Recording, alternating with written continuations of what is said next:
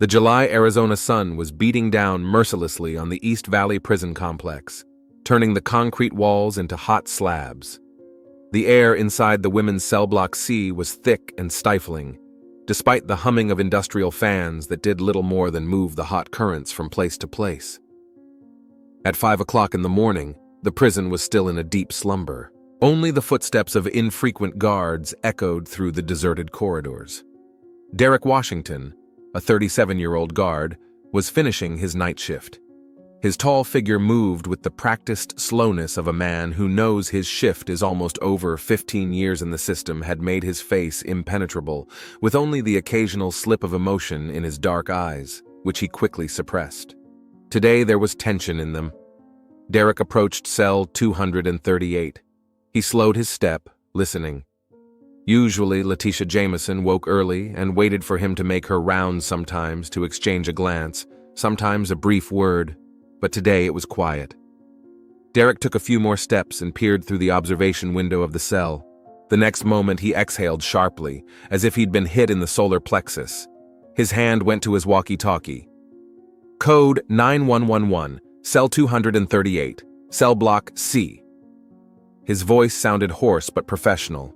Repeat, code 911. 20 minutes later, the prison yard was filled with the howling of sirens.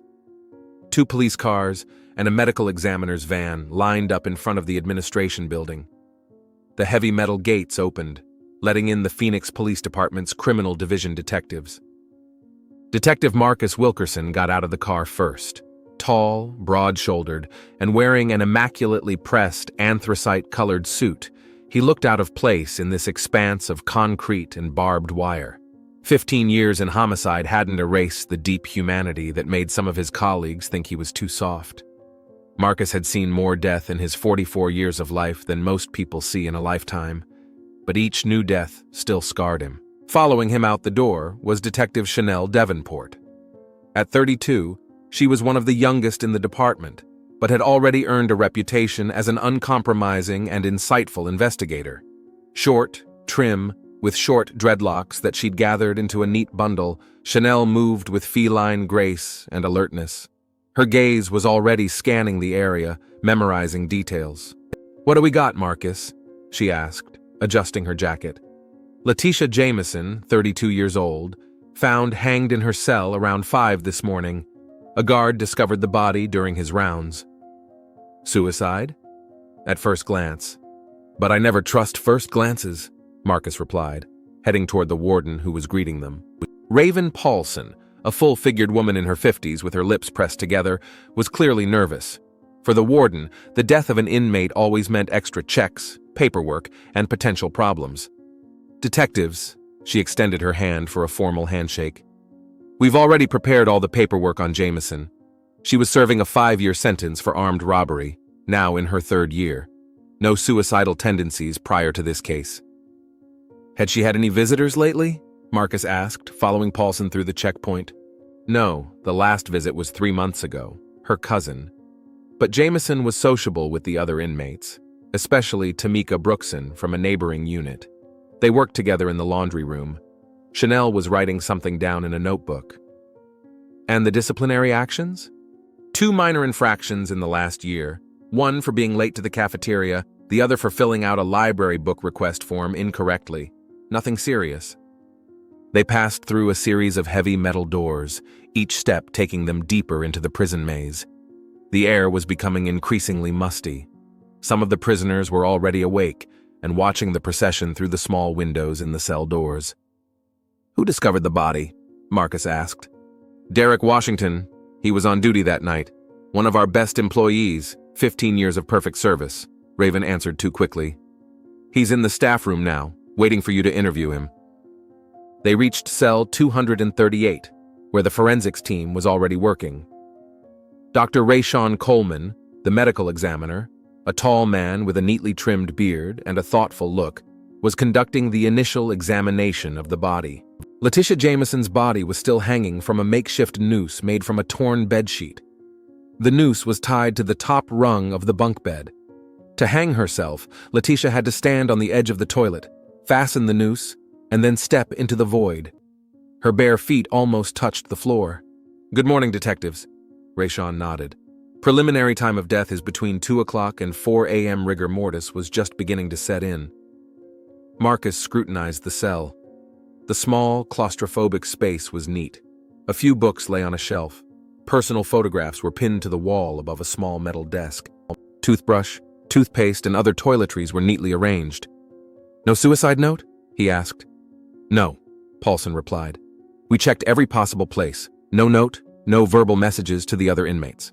Chanel moved closer to the body. Letitia was thin, with traces of former attractiveness on her haggard face. Her dark hair was braided into many thin pigtails. "No visible signs of struggle at first glance," Rayshawn remarked, pointing to the neck of the deceased. "The noose furrow is consistent with a classic hanging, slanted, most pronounced at the front of the neck." "Did anyone hear or see anything?" Chanel asked, taking her eyes off the body and turning to the warden. "The cells on either side are empty," Paulson replied. "The cell block was quiet. The night guard didn't notice anything until the body was discovered." "I see," Marcus nodded. "Dr. Coleman, when can we expect a full report?" "The body will be sent to the morgue in an hour. I'll try to do the autopsy today and have the results by lunch tomorrow," Rayshawn replied, making notes on his clipboard. Marcus and Chanel left the cell, leaving the forensics team to finish their work. In the hallway, Marcus stopped. "I want surveillance footage from the last 24 hours, Jameson's full medical history, including psychological evaluations, and a list of everyone who had access to this cell block last night." Raven Paulson tensed. "Detective, on the face of it, this is an apparent suicide. Do you really suspect?" "On the face of it, yes," Marcus interrupted. "But I'd prefer to rule out all possibilities." "Of course," Paulson tried to hide her irritation.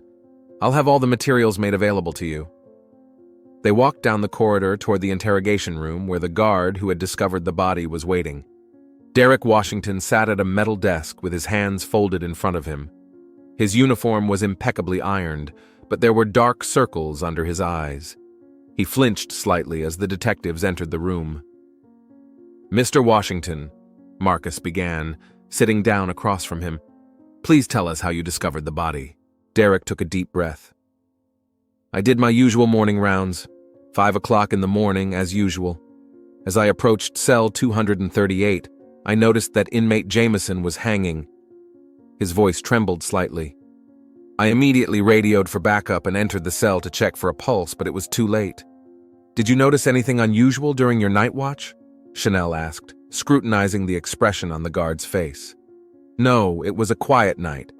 I went around the block every hour as I should. At 2 in the morning, Jameson was asleep, or at least lying on the bed." "Did you know the prisoner well?" Marcus asked, noting the way Derek's fingers began tapping on the table. "Only professionally," he replied, holding the detective's gaze.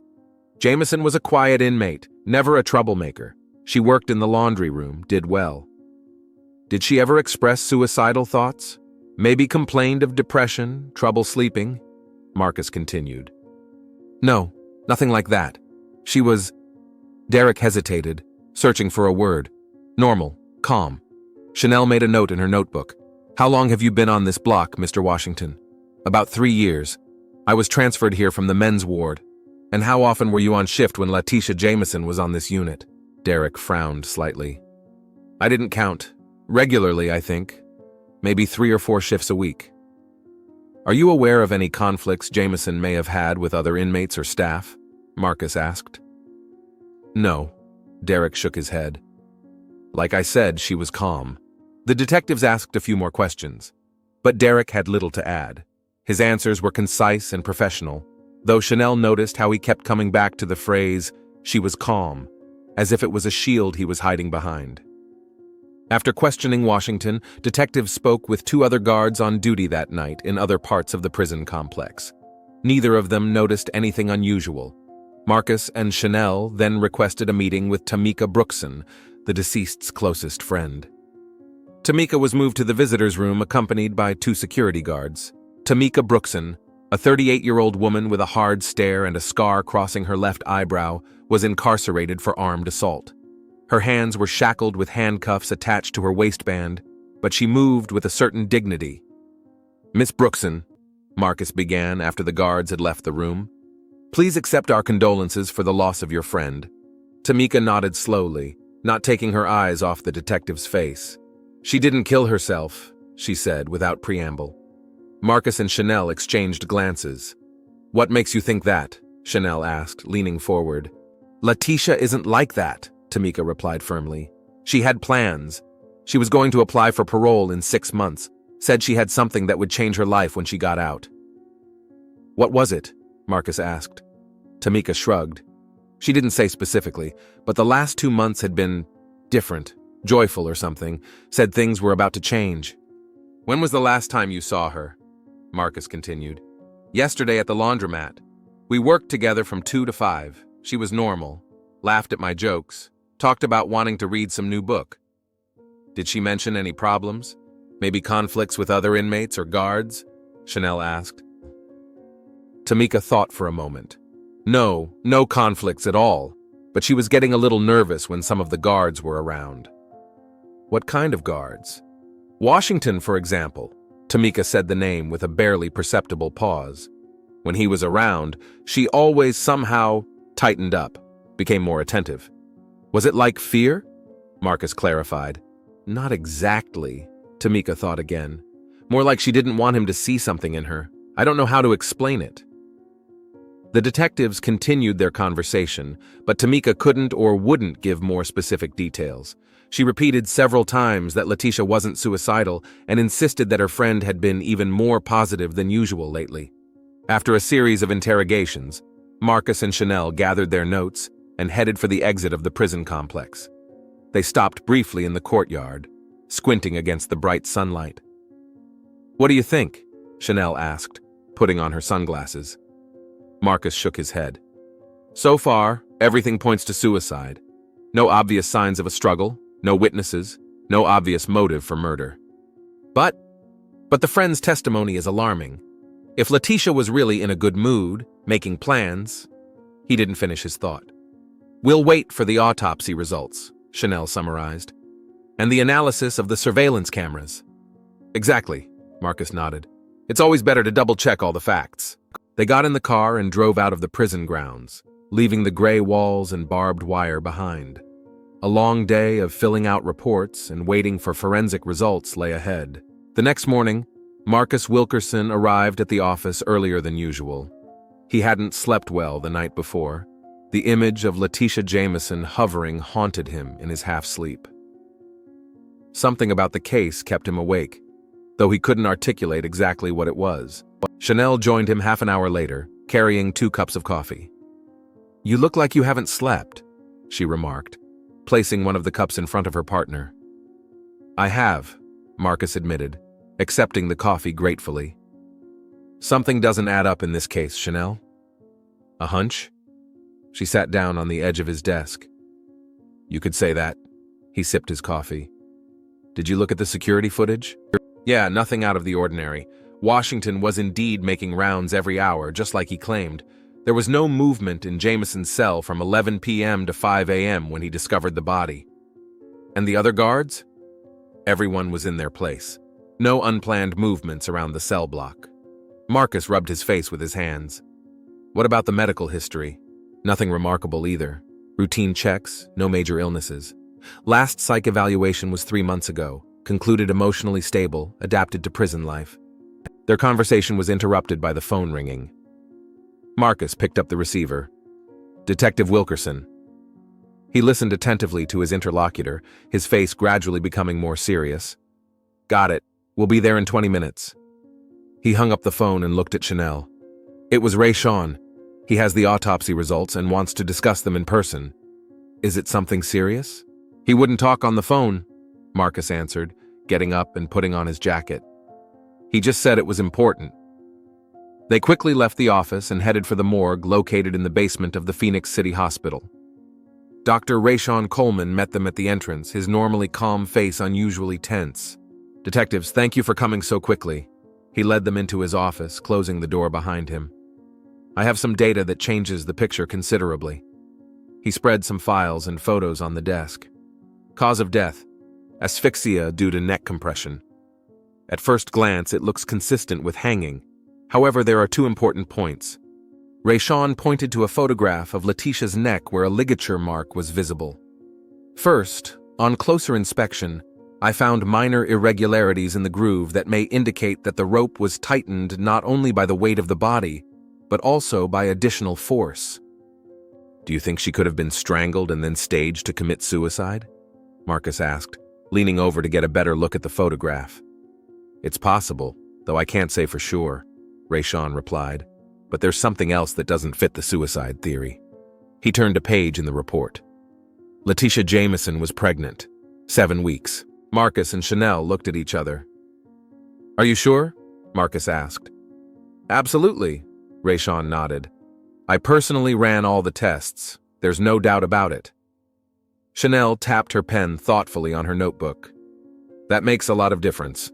Now her friend's words about Letitia being in a good mood and having plans take on new meaning, and raises the question of the child's father, Marcus added.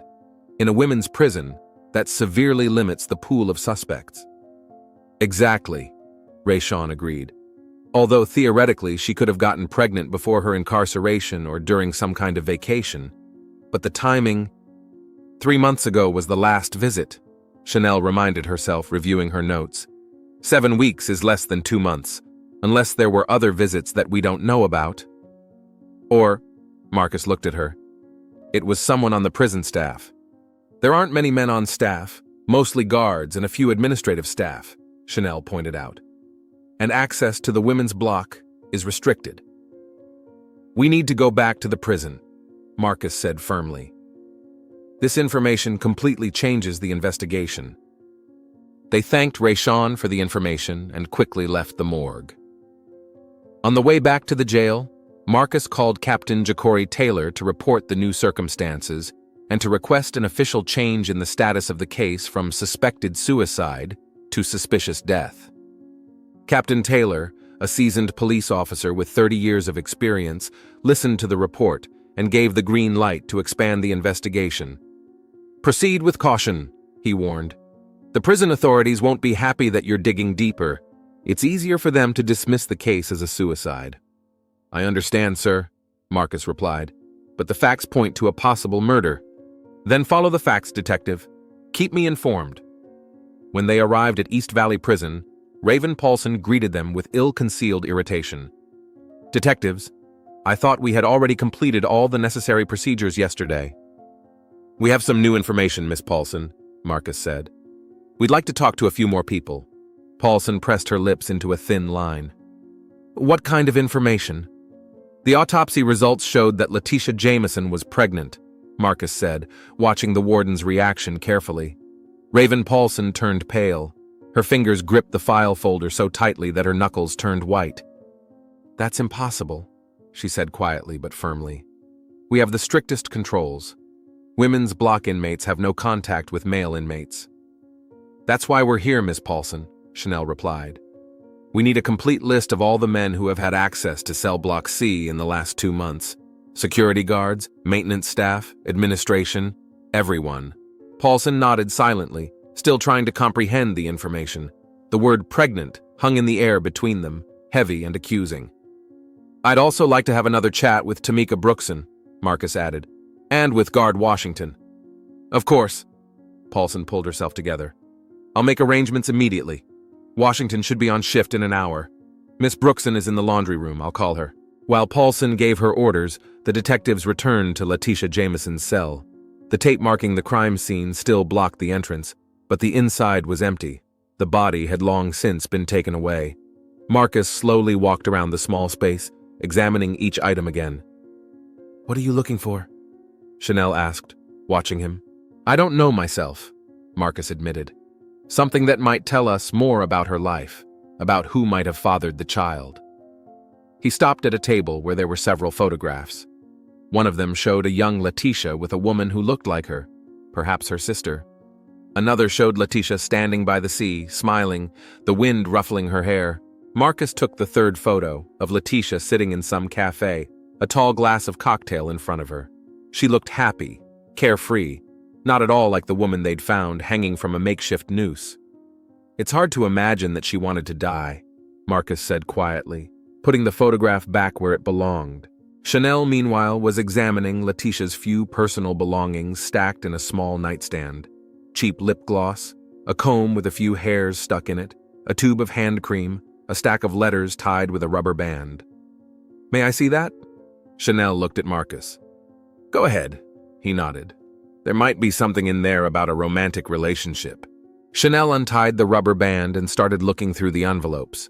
Most of them were labeled with dates 2 or 3 years old, with the sender's address, Naomi Jameson, apparently the same cousin who occasionally visited Letitia. While Chanel was going through the letters, Marcus noticed something under the bed. He bent down and pulled out a small paperback notebook. "What's in it?" Chanel asked, taking a break from the letters. Marcus opened the notebook. Inside were notes in neat, rounded handwriting. "It looks like a diary." He flipped through several pages. The last entry was dated the day before yesterday. Chanel walked over and peered over her partner's shoulder. Together they read the last entry. "D is on duty again today. Said he'd bring the book I asked for. Can't wait to see you again. He promised to talk about our future. Sometimes I can't believe this is happening to me. After so many years of emptiness, there is finally hope. He says he loves me. I believe him. I have to believe." "D," Chanel said thoughtfully. "Derek Washington?" "Very likely." Marcus carefully closed the notebook and tucked it away in a plastic evidence bag. "It might explain who the baby's father is." "And give a motive for the murder," Chanel added. "A prison guard having an affair with an inmate finds out she's pregnant. That's not only job loss, but possible jail time. Let's not jump to conclusions," Marcus cautioned. "Let's talk to Tamika Brookson first. Maybe she knows more." They left the cell and went to the interrogation room where Tamika was waiting. She looked even more tired today than she had yesterday. Her eyes were red as if she had been up all night. "Miss Brookson," Marcus began after they were seated, "we have some new information we'd like to share with you. The autopsy revealed that Letitia was pregnant." Tamika looked up. Her eyes flashed with something resembling fear, which quickly changed to grim determination. "I thought so," she said quietly. She didn't say it directly, but there were hints, and she'd stopped trading her toiletries for cigarettes. Said she was quitting smoking. "Did you know about her relationship with any of the prison staff?" Chanel asked bluntly. Tamika was silent for a long time, as if weighing something in her head. "She trusted me," she finally said. "I don't want to betray that trust, even now." "Miss Brookson," Marcus stepped forward, his voice softer. "Letitia is dead, and it's very likely she was murdered. If you know anything about her relationship, it might help us find her killer." Tamika closed her eyes and took a deep breath. When she opened them again, there was determination in them. "Washington," she said quietly. "Derek Washington." They had started dating about 3 months ago. At first it was just talking, then he started bringing her books that couldn't be gotten through the prison library. Then he started lingering outside her cell during night shifts. "Did she give you any details?" Marcus asked, trying to keep his tone neutral. "Not everything, but enough." Tamika looked down at the desk. They used the locker room at the end of the block. Sometimes the storage room next to the laundry room. Letitia said she was in love with him, that he'd promised to help her with her parole, and then they'd be together. "Had she told him she was pregnant?" Chanel asked. "She was going to." Tamika looked up. "That day when she was found. She told me she was going to tell him at night, that it would change everything. She was happy, you know. Said the baby was their chance at a real family." "And you believed that's what Washington wanted too?" There was doubt in Chanel's voice. "I don't know," Tamika answered honestly. "I warned her that it might be just a distraction for him, that he might be scared, but she was sure he loved her." Marcus exchanged a quick glance with Chanel. "Thank you for your candor, Miss Brookson. It's very helpful to the investigation." "Do you think he killed her?" Tamika asked her bluntly. "When she told him about the baby." "We're considering all the possibilities," Marcus replied diplomatically. "Do you have any reason to suspect him?" Tamika shook her head slowly. "No, it's just... Letitia couldn't kill herself. No way. Especially now that she had a reason to live." After talking to Tamika, the detectives decided to talk to Washington immediately. They headed to the administration office to see if he had arrived for his shift. Raven Paulson looked even more tense than before. Washington was supposed to show up half an hour ago, but he still hasn't shown up and isn't answering his cell phone. That's not like him. Can you give us his home address? Marcus asked, already sensing something bad. Sure. Paulson quickly wrote the address on a piece of paper. Detective Wilkerson, I have to ask. Do you suspect him of anything in particular? We have reason to believe that Mr. Washington may have had a personal relationship with Letitia Jameson, Marcus replied, watching Paulson's face stretch in surprise. Impossible, she responded automatically. Derek is one of our best employees. He has an impeccable reputation. Yet we have evidence. And the fact that he didn't show up for work immediately after Jameson's death only reinforces our suspicions. Paulson slumped helplessly in her chair. If this is true, it's a disaster for our institution. Scandal, scrutiny, maybe even lawsuits from the Jameson family. The most important thing now is to get to the truth, Miss Paulson, Marcus said firmly. We're going to Washington's house. Please let us know if he shows up here. They quickly left the prison and headed for the address Paulson had given them. Derek Washington lived in a modest one-story house in a suburb of Phoenix, in a neighborhood populated mostly by middle-class families. Small, neat yard, mowed lawn, no frills, the home of a man who lived alone and spent most of his time at work. They drove up to the house and noticed that the garage was open but empty inside. The car's gone, Chanel noted. Maybe he's already escaped. Let's check the house just in case. Marcus got out of the car and headed for the front door. He pressed the bell, but there was no answer. After a minute, he knocked, but again there was silence.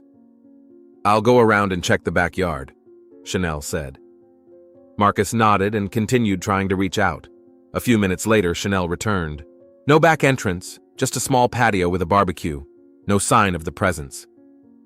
Looks like he really escaped, Marcus rubbed his chin. We should put out a bolo. At that moment, his cell phone rang.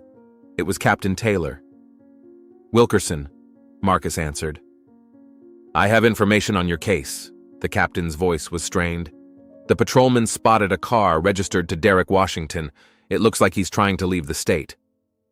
We're on our way, Marcus answered quickly. Send the exact coordinates. They rushed to the car. Chanel got behind the wheel, and they sped off with sirens and flashers on. He's heading west, Marcus said, reading the dispatcher's message. Probably trying to get to California. He won't make it. Chanel pushed the gas pedal to the floor. Their car sped through the streets of Phoenix, maneuvering between cars that were hurriedly giving way to a police car.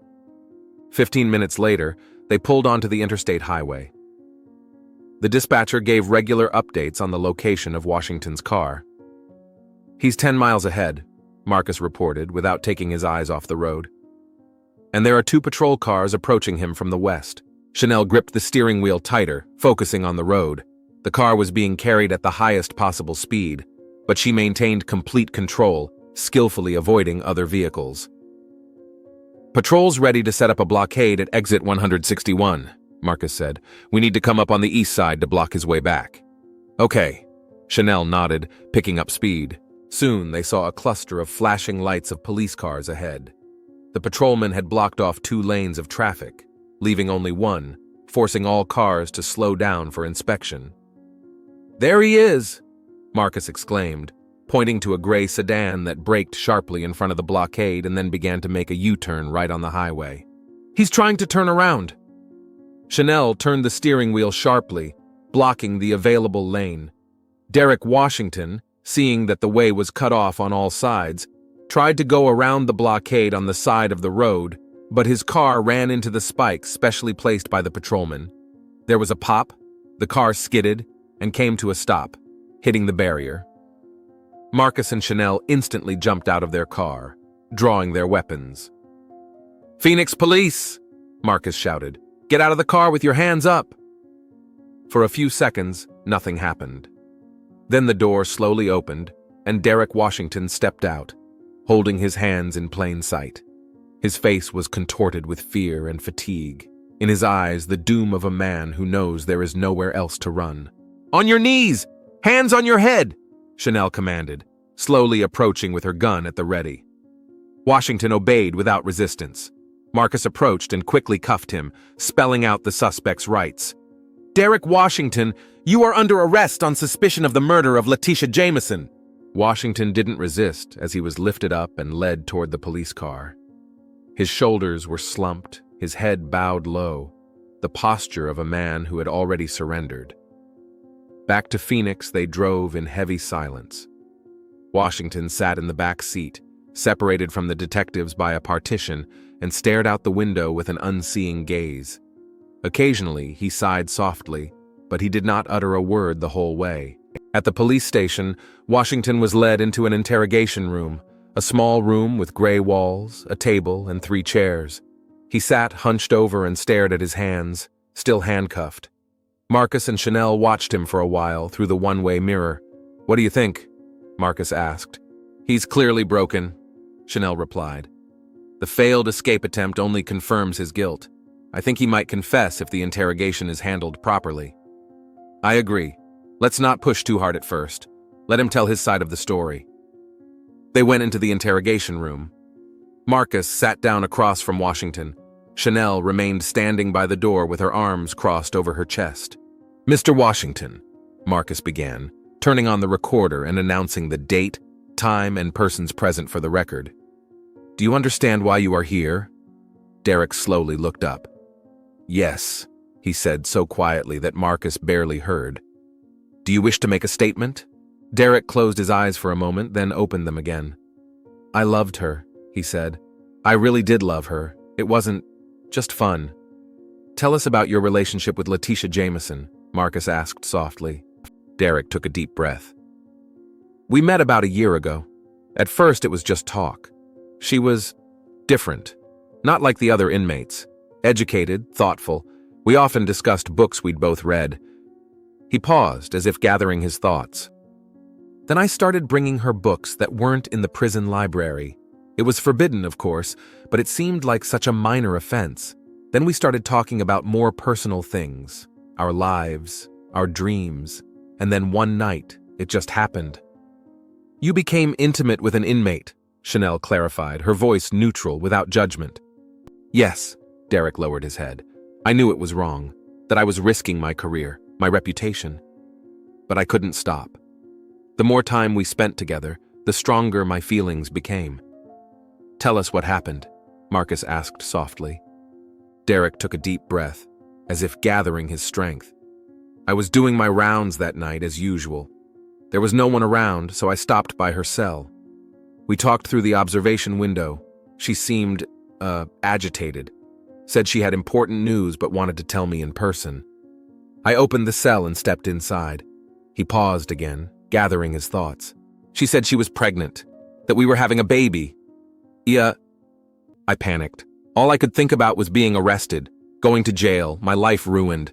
I told her she had to get rid of the baby, that it was impossible. She got angry, said she loved me, that she thought I loved her too, that the baby was our chance at happiness." Derek's voice shook. We started to argue. I said she didn't understand that this was the end of my career, my life. She raised her voice. I panicked that someone would hear. I put my hand over her mouth. She started to struggle. I didn't want to hurt her. I just wanted her to shut up. But she kept fighting back. And then His voice broke. I grabbed her neck. Just wanted her to calm down. But she kept struggling, and I just kept squeezing harder and harder. And then she stopped moving. Tears rolled down Derek's face. By the time I realized she wasn't breathing, it was too late. I panicked. I thought I might be faking a suicide. I ripped her sheet, made a noose, hung her up. Then I went out, closed the cell, and went on my rounds as if nothing had happened.